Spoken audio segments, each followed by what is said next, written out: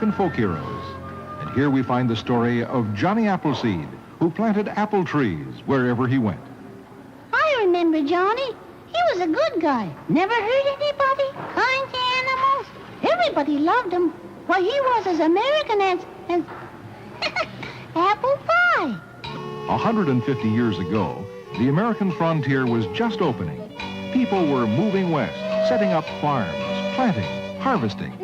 All sorts of things grew, corn and wheat, maple trees and oak trees. But something was missing. Banana trees? Apple trees. The only place apple trees grew was in the east. John Chapman was a young man at this time, and he had a way with living things. His apple trees were the biggest in the land, his vegetables the tastiest. Some people said he could even talk with the animals. Talk with the animals? In English? Now I've heard everything. All the time, folks were leaving apple country and heading for the wilderness. But Johnny stayed where he was, taking care of his apple trees. Probably talk to them, too. Johnny gave his apples away and hoped that the pioneers would plant the seeds. But there were many people heading out, and Johnny knew that his orchard was too small to supply them all with seeds. So he decided to go west himself, getting seeds wherever he could and giving them away to the people he met. He filled a sack with seeds, put an old kettle on his head so he could have a hat and a cooking pot all in one, and then he set out. Pretty soon people began to call him Johnny Appleseed. He soon ran out of seeds. Only one thing to do. Want some orange pits? The farmers used to press their apples to make cider, and the seeds were thrown away. So Johnny asked the farmers for the seeds. All winter he gathered the seeds, and in the spring he gave them away.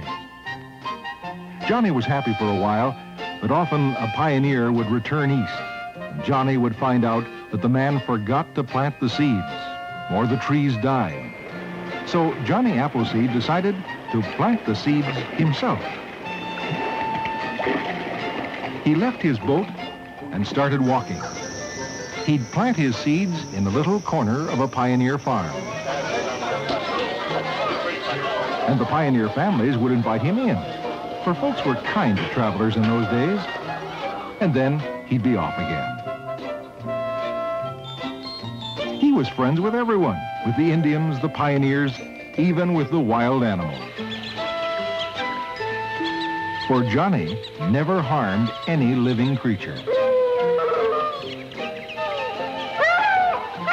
One day, Johnny found a great wolf caught in a trap. Unafraid of the sharp teeth, Johnny freed it.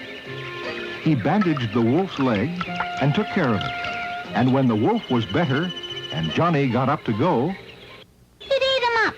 the wolf went with him, and they were always together after that.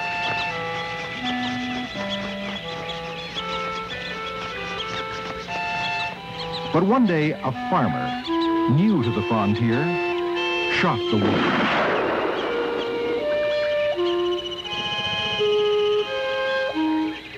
Johnny was tired, and he missed his old friend Wolf. He lay down against an apple tree and closed his eyes. The next day, a woodsman came upon a strange sight, the still body of an old man, and all around, a circle of wild animals. Yeah, Johnny Appleseed was quite a guy. Next time you eat an apple, think